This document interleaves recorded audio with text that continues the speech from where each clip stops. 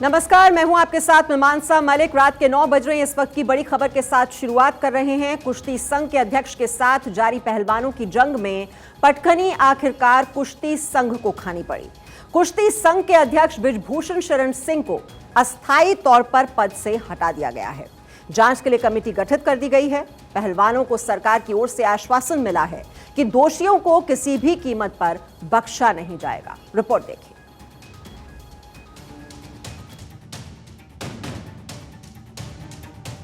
पहलवानों और कुश्ती संघ में जारी घमासान में आखिरकार पटखनी कुश्ती संघ को खानी पड़ी। भारत के 30 पहलवानों ने बुधवार को धरना शुरू किया था। विरोध कुश्ती संघ के अध्यक्ष बृजभूषण शरण के खिलाफ था।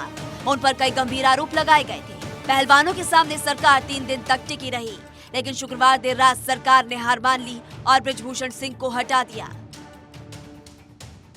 हालांकि बृजभूषण ने इन सभी आरोपों को सिरे से खारिज किया और पहलवानों पर आरोप लगा दिए। बृजभूषण के आरोपों का पहलवानों पर कोई असर नहीं पड़ा और प्रदर्शन जारी रहा। इस बीच खेल मंत्रालय और कुश्ती संघ ने बातचीत के जरिए मामला सुलझाने की कोशिश की, लेकिन सारी कोशिशें नाकाम रहीं। अंत में पहलवानों के सामने बृजभूषण के दांव पेच कमजोर पड़ गए और उन्हें कुश्ती संघ के अध्यक्ष पद से अस्थायी रूप से हटा दिया गया। जब तक ये जांच पूरी नहीं हो जाती, जैसा मैंने कहा कि 4 हफ्तों में हम इसको करने का काम करेंगे, तो एक कमेटी तब तक दैनिक कार्यकलाप को देखेगी, डे टू डे वर्किंग को, और तब तक भारतीय कुश्ती संघ के अध्यक्ष श्री बृजभूषण जी वो अपने आप को स्टेप असाइड करेंगे, दैनिक कार्यकलाप से अलग रखेंगे और जांच में सहयोग करेंगे। मंत्री जी ने आश्वासन दिया है कि कुश्ती संघ को साइड करके जो कमेटी गठित होगी वही उसका निर्णय लेगी। तो मैं आपका धन्यवाद देता हूं मंत्री जी, हम सभी खिलाड़ियों की तरफ से, और हमें उम्मीद है कि इसमें आप हमेशा खिलाड़ियों के साथ खड़े रहेंगे, हमेशा उनकी जो जांच में जो 100% अच्छे से उसकी जांच करवाएंगे, निष्पक्ष जांच होगी उसकी। हम अभी खिलाड़ी प्रोटेस्ट को बंद कर रहे हैं। बृजभूषण के ऊपर लगे आरोपों की जांच के लिए समिति बना दी गई है। आईओए ने 7 सदस्यीय कमेटी बनाई है। इनमें बॉक्सर मैरी कॉम, तीरंदाज Dola Banerjee, badminton player Alaknanda Ashok, free style wrestler Yogeshwar Dutt, भारतीय भारोत्तोलन महासंघ के अध्यक्ष सहदेव यादव और 2 वकील शामिल हैं। उधर खेल मंत्रालय द्वारा दिए गए नोटिस का जवाब रेसलिंग फेडरेशन ऑफ इंडिया ने दिया। फेडरेशन की तरफ से कहा गया कि प्रदर्शन कर रहे खिलाड़ी अपने निजी हित के लिए WFI को बदनाम कर रहे हैं। विरोध के पीछे उनके पर्सनल एजेंडे हैं। WFI में अध्यक्ष या कोई भी मनमानी नहीं कर सकता है। यहाँ कुप्रबंधन की कोई गुंजाइश नहीं। पहले तो बृजभूषण शरण सिंह ने प्रेस कॉन्फ्रेंस का ऐलान किया था। उन्होंने कहा था कि इस्तीफे का सवाल ही नहीं है। फिर उन्होंने प्रेस कॉन्फ्रेंस का 5 बार टाइम बदला। सूत्रों ने बताया कि ऊपर से प्रेस कॉन्फ्रेंस कैंसिल करने का प्रेशर था, जिसके बाद उन्होंने ट्वीट कर बताया कि 22 जनवरी को भारतीय कुश्ती संघ के जनरल और एग्जीक्यूटिव बॉडी मीटिंग के बाद होने वाली प्रेस कॉन्फ्रेंस अग्रिम सूचना तक स्थगित कर दी गई है। इस विवाद का असर यूपी के गोंडा में होने वाली नेशनल चैंपियनशिप पर भी पड़ा है। चैंपियनशिप में हिस्सा लेने गए दिल्ली, हरियाणा और पंजाब के कई खिलाड़ी शुक्रवार को लौट गए। दरअसल 18 जनवरी को विनेश फोगाट, बजरंग पुनिया, साक्षी मलिक समेत करीब 30 पहलवान दिल्ली के जंतर मंतर पर भारतीय कुश्ती संघ के खिलाफ धरने पर बैठ गए। बाद में इस प्रदर्शन में 200 से ज्यादा खिलाड़ी शामिल हो गए। उन्होंने WFI अध्यक्ष बृजभूषण शरण सिंह और कुछ कोच पर ओलंपिक विजेता खिलाड़ियों ने यौन उत्पीड़न का आरोप लगाया। पहलवानों ने WFI अध्यक्ष से इस्तीफा देने की मांग की। रेसलर विनेश फोगाट ने कहा कि हमारे आरोप सच्चे हैं, हमें मजबूर न किया जाए सबके सामने आने के लिए। हम अपने आत्मसम्मान के लिए लड़ रहे हैं। हम पूरे देश को ये नहीं बताना चाहते कि देश की बेटियों के साथ क्या हुआ है। जिस दिन सारी लड़कियां मीडिया को बताएंगी कि हमारे साथ क्या हुआ, वो कुश्ती का दुर्भाग्य होगा। फिलहाल खिलाड़ियों को आश्वासन मिला है, जांच का भरोसा दिया गया, धरना खत्म हो गया है, लेकिन जरूरत सच के सामने आने की है कि आखिर खिलाड़ियों को प्रदर्शन करने की नौबत क्यों आई। Bureau report, Bharat 24।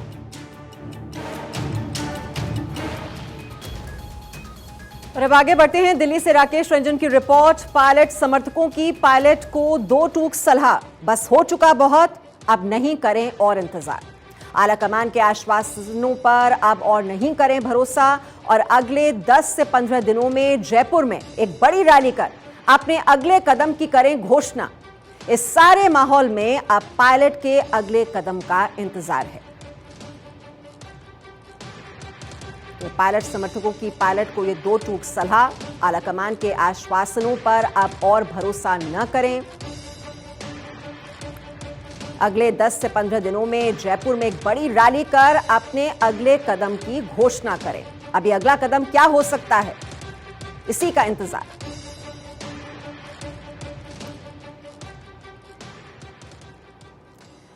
और सचिन पायलट के भाषण की चर्चा हो रही है। कल महाराजा कॉलेज में दिए गए भाषण की ये चर्चा है। भाषण के अंत में पायलट ने लगाया नारा, भारत माता की जय का नारा।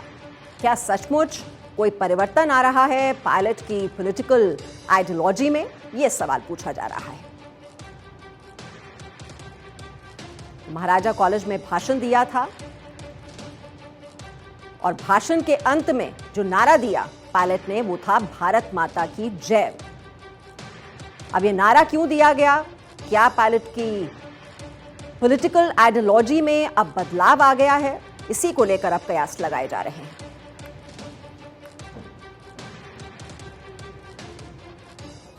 और वहीं डेरा सच्चा सौदा का प्रमुख रेप हत्या का आरोपी राम रहीम एक बार फिर से जेल की सलाखों से बाहर है। वो बार बार जेल की सलाखों से बाहर निकलने में कामयाब हो जाता है। उसकी दलीलों और उसकी बातों के आगे जेल प्रशासन नतमस्तक हो जाता है। उसके बाहर निकलने के बाद एक बार फिर से सवाल खड़े हो रहे हैं कि आखिर बार बार रेप के आरोपी पर इतनी मेहरबानी क्यों।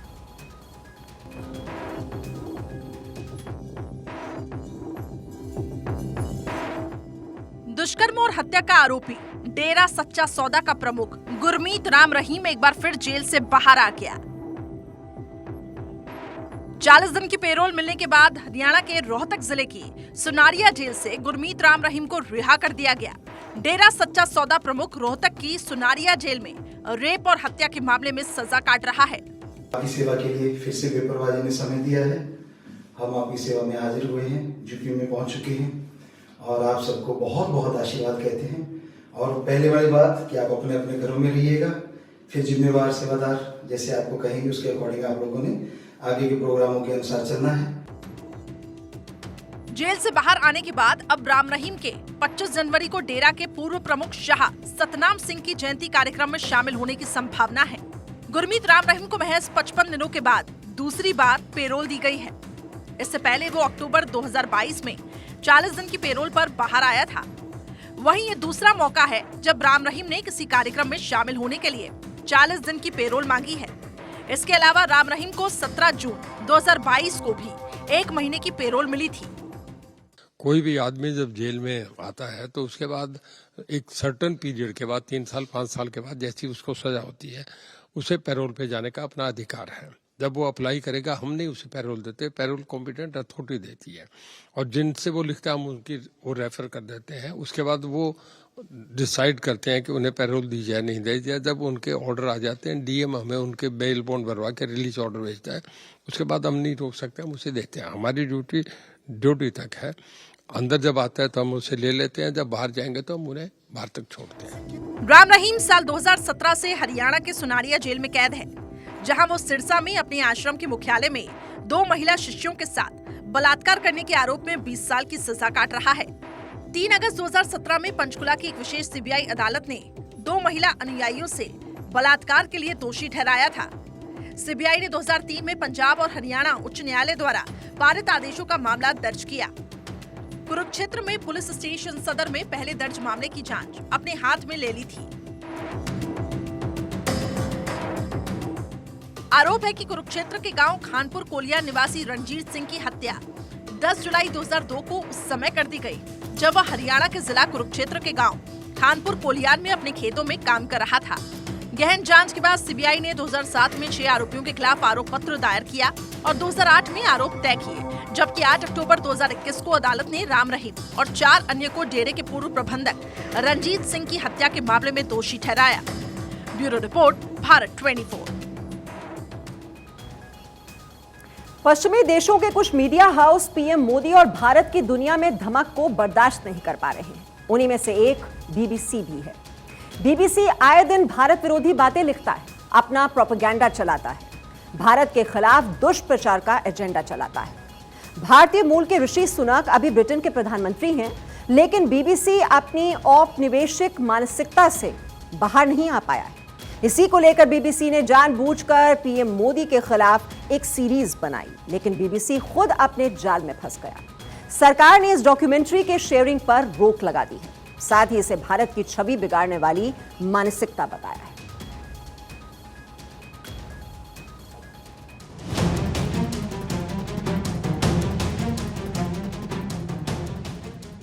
भारत के खिलाफ प्रोपेगेंडा की साजिश रचने वाले ब्रिटिश ब्रॉडकास्टिंग कॉर्पोरेशन यानी कि बीबीसी पर सरकार ने करारा तमाचा जड़ा। बीबीसी का प्रोपेगेंडा है भारत के दुष्प्रचार का। इसका एजेंडा भारत के खिलाफ रहता है और अब भारत सरकार ने इस एजेंडे पर लगाम लगाने की तैयारी कर रही है। केंद्र सरकार ने पीएम मोदी को लेकर बनी बीबीसी की documentary India the Modi question को शेयर करने वाले ट्वीट्स को ब्लॉक करने का आदेश दिया। डॉक्यूमेंट्री की जांच में पाया गया कि ये छवि बिगाड़ने की कोशिश है। डॉक्यूमेंट्री के यूट्यूब के लिंक जिन ट्वीट के जरिए शेयर किए गए उनको भी ब्लॉक कर दिया गया। मंत्रालय ने कहा कि बीबीसी इसे भारत में उपलब्ध नहीं कराए। कुछ यूट्यूब चैनल ने इसे अपलोड किया। ऐसा लगता है कि भारत विरोधी एजेंडे को बढ़ावा देने के लिए इसे अपलोड किया गया। बताया जा रहा है कि यूट्यूब ने भी वीडियो को फिर से अपने प्लेटफॉर्म पर अपलोड करने पर ब्लॉक करने के निर्देश दिए। ट्विटर ने भी अन्य प्लेटफॉर्म पर वीडियो लिंक ट्वीट्स की पहचान करने और उन्हें ब्लॉक कराने का निर्देश दिया। रिपोर्ट्स के मुताबिक सूचना और प्रसारण मंत्रालय ने आदेश दिया बीबीसी डॉक्यूमेंट्री के पहले एपिसोड के यूट्यूब पर शेयर किए गए सभी वीडियो को ब्लॉक किया जाए। ट्विटर को बीबीसी की डॉक्यूमेंट्री के यूट्यूब वीडियो के लिंक वाले 50 से अधिक ट्वीट्स ब्लॉक करने का आदेश दिया गया। यह निर्देश आईटी नियम 2021 के तहत आपातकाल शक्तियों का उपयोग करते हुए जारी किए गए। यूट्यूब और ट्विटर दोनों ने इनका पालन किया। आपको बता दें कि ये डॉक्यूमेंट्री ब्रिटेन के public broadcaster British broadcasting corporation की ओर से बनाई गई। भारत सरकार ने इसे प्रधानमंत्री मोदी और देश के खिलाफ प्रोपेगेंडा बताया।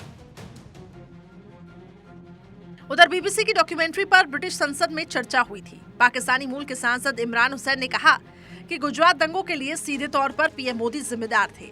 अब भी दंगा पीड़ितों को इंसाफ नहीं मिला। उन्होंने ब्रिटिश पीएम ऋषि सुनक से सवाल किया, दंगे में मोदी की भूमिका पर क्या कहना है।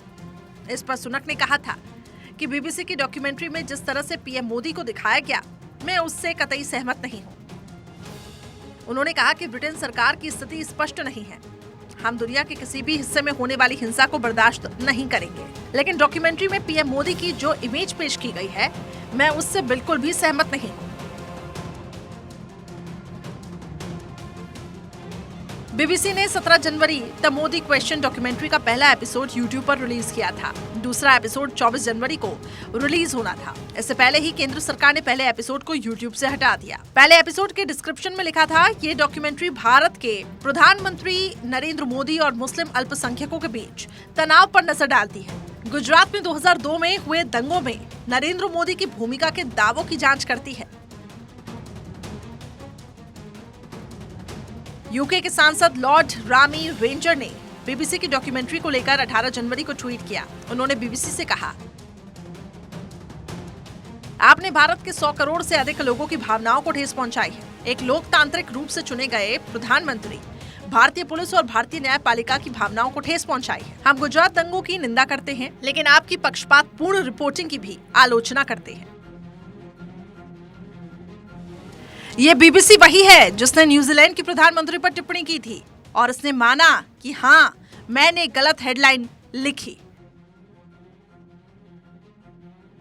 जिस 2002 के दंगों की दुहाई बीबीसी दे रहा है, उसकी जांच के लिए भारत की सुप्रीम अदालत ने एसआईटी का गठन किया था। कमेटी ने दंगों में नरेंद्र मोदी का हाथ नहीं था। एसआईटी ने कहा था कि मोदी के खिलाफ कोई सबूत नहीं मिले। जून 2022 में सुप्रीम कोर्ट ने एसआईटी की तरफ से मोदी को मिली क्लीन चिट को सही माना था। जबकि भारत के हाईएस्ट कोर्ट जो सुप्रीम कोर्ट ऑफ इंडिया है, सर्वोच्च अदालत ने उनको एसआईटी जो बनाई थी उनके डायरेक्शंस पे, उसने पेन स्टेकिंग इसकी इन्वेस्टिगेशन की, इसका पूरी तरह जांच पड़ताल की कई साल, उसके बाद रिपोर्ट सबमिट की और सुप्रीम कोर्ट ने उस रिपोर्ट को एक्सेप्ट किया। भारत की जो सर्वोच्च अदालत है, अगर उसने प्राइम मिनिस्टर नरेंद्र मोदी को वरी कर दिया और कहा है कि उनका इसमें कोई रोल नहीं था, तो उसके बाद बीबीसी को ये डॉक्यूमेंट्री बनाने का कोई मतलब नहीं लगता, अनलेस उनका कोई एजेंडा है। ब्रिटिश ब्रॉडकास्टिंग कॉर्पोरेशन यानी कि बीबीसी ब्रिटेन का मीडिया हाउस है जो भारत की आजादी से लेकर अब तक खबरों का प्रसारण करता है। भारत को आजादी मिले 75 साल हो गए। भारत आजादी का अमृत महोत्सव मना रहा है, लेकिन बीबीसी अपनी औपनिवेशिक सोच से बाहर नहीं आ पाया। बीबीसी ये नहीं पचा पा रहा कि जिस भारत पर ब्रिटेन ने राज किया वो आज ब्रिटेन से आगे कैसे निकल रहा है। बीबीसी ने एक बड़ी कॉन्कॉक्टेड सीरीज जारी की है जिसका केवल और केवल एक ही मकसद है कि 2024 के इलेक्शन से पहले किसी न किसी तरीके से मोदी को बर्बाद किया जाए। इसमें उन्होंने बड़ी कॉन्कॉक्टेड स्टोरीज लिखी हैं जिसका कोई पैरा ना सिर है ना ढंग है। बीबीसी समझते हैं कि अभी भी वो एक कॉलोनियल पावर हैं और समझते हैं कि ये जो हम इंपीरियल पावर हैं, हम जो मर्जी कर सकते हैं, जैसे भी फिल्म हम चाहते हैं बना सकते हैं। और उनका मकसद क्या है, क्यों बनाई है उन्होंने ऐसी फिल्म? क्या वो भारत में कुछ इंटरफेयर करना चाहते हैं, हमारे इंटरनल अफेयर में? क्या वो अपनी डोमेस्टिक सिचुएशन देख रहे हैं इसलिए उन्होंने ऐसी फिल्म बनाई? क्या वो प्राइम मिनिस्टर ऋषि सुनाक के खिलाफ हैं? क्या वो हमारे प्रधानमंत्री जी के खिलाफ हैं? किस बारे में क्या वो कह रहे हैं? क्योंकि उन्होंने बिल्कुल असत्य कहा है, उन्होंने कुछ भी फैक्चुअल रिपोर्टिंग नहीं की है। बीबीसी को दुनिया भर में भारत का दम, पीएम मोदी की धमक बर्दाश्त नहीं हो रही है। तभी तो आए दिन भारत विरोधी प्रोपेगेंडा चलाकर भारत के दुष्प्रचार का एजेंडा चलाता रहता है, पीएम मोदी को टारगेट करता रहता है। Bureau report, Bharat 24।